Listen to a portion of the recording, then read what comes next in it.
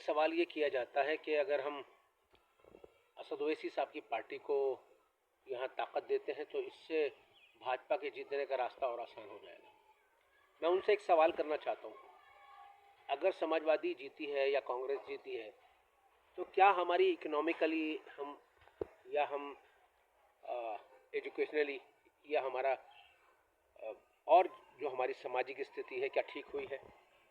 खुद कांग्रेस के दौर में सच्चर कमेटी बनी थी जिसने हमें दलित से बदतर बताया था, तालीमी एतबार से भी, समाजी एतबार से भी और इकनॉमिकली एतबार से भी। खुद समाजवादी के दौर में अखलाक का जो कांड हुआ था उस पर कितना इंसाफ समाजवादी के दौर में मिला था। देखिए, पहली बात तो हम अब इस नशे को हटा दें कि हमें भाजपा हराना है, और शायद ये चीज़ और भाजपा को जिताती है, और हमारे लिए डायरेक्ट इनडायरेक्ट सब भाजपा है। हम यकीनन राजा तो नहीं बन सकते। अब आपका सवाल ये हो सकता है कि क्या हम सब एक हो जाए तो क्या राजा बन जाएंगे? बिल्कुल नहीं बन सकते। मैं आज़म खां की इस बात की तायीद करता हूँ कि हम राजा नहीं बन सकते, लेकिन हम इतने ज़रूर हैं कि हमारे बगैर कोई राजा नहीं बनेगा।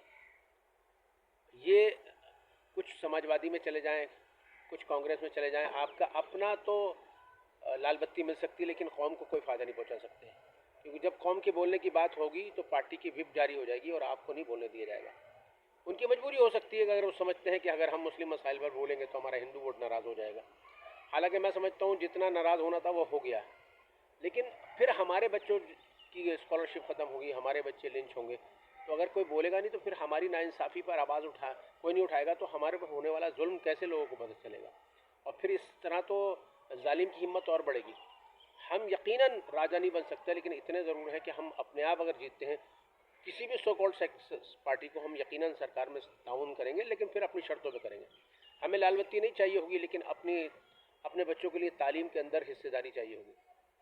हम इकोनॉमिकली हमें अपने बच्चों को आगे बढ़ाने की और समाजी एतबार से आगे बढ़ाने के लिए हिस्सेदारी हमें चाहिए होगी। मुझे उम्मीद है कि इन बातों पर गौर करें, इस जुनून को छोड़ें कि हमें किसी को हराना है, इस जिद को पैदा करेंगे, हमें खुद को जिताना है। शुक्रिया।